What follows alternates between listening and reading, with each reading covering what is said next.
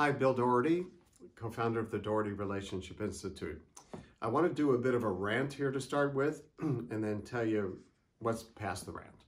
The rant is that I've been bothered for years by how many times couples therapists blame the couple or one of the spouses for a failed couples therapy. And there's two ways I want to say that most couples therapy doesn't work. That's not about blaming anybody. The first is that they came to the therapist and the therapist at this point in his or her career, his or her skills, was not the right fit for them. A lot of people do couples therapy without a lot of training in it, and particularly training and working with really difficult couples. And so sometimes the skill level of the therapist is not up to the skill level needed by the couple. And I'm always glad when I hear a therapist say, I didn't know what to do with them. And now what I prefer is that we refer them on somewhere rather than just have the therapy collapse. But so sometimes the therapist doesn't have the skills to deal with the particular couple. And the other is that we think we have the skills and the therapy either doesn't take off or stalls out. And the way I like to think about that is if I'm bringing my best stuff here, and I think I'm pretty good at this, and they're just bringing who they are. They don't owe me anything. I mean, they don't pay me, I guess, but they're just bringing who they are. And they're like a medical patient with complicated diabetes. The physicians I've worked with over the years don't blame the patient. I mean, sometimes the patient doesn't do the diet and so on, but that's also who they are. I mean, it's really hard to live with and do well with diabetes. Well, it's hard to live with and do well with marital distress and dysfunction.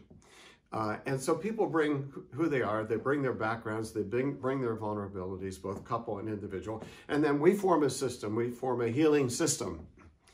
And sometimes that doesn't work, and they didn't get what they're hoping for, or one gets what they want, the other doesn't.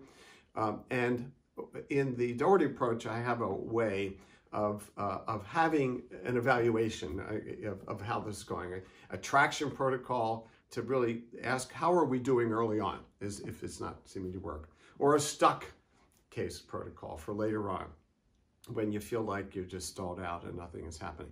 And in that approach, I take a non-blaming approach. I'm not blaming me, I'm not blaming them, but how is our work going? And if it's not going well from anybody's point of view, is there a way we could adjust how we're working to see if we could get back on track? If not, then we part as friends, if you will, okay, without anybody being blamed. Because sometimes the reality is the couple isn't ready, or somebody's not ready. The urgency isn't there.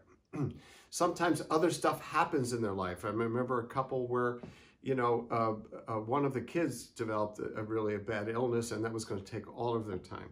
And they didn't finish the work.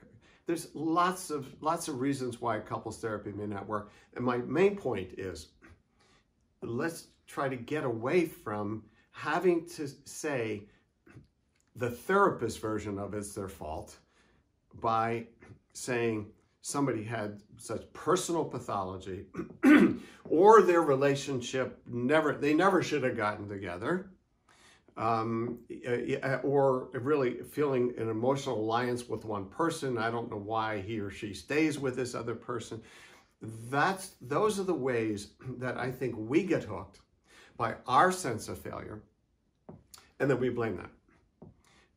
And I think that it doesn't do us good, and obviously it doesn't do the couple good. So I really approach failure in couples therapy in a blame-free way. Even if I'm frustrated with somebody, they don't owe me anything.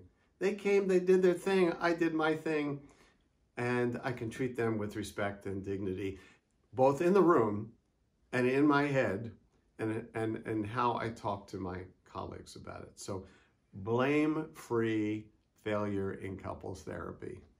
There you go.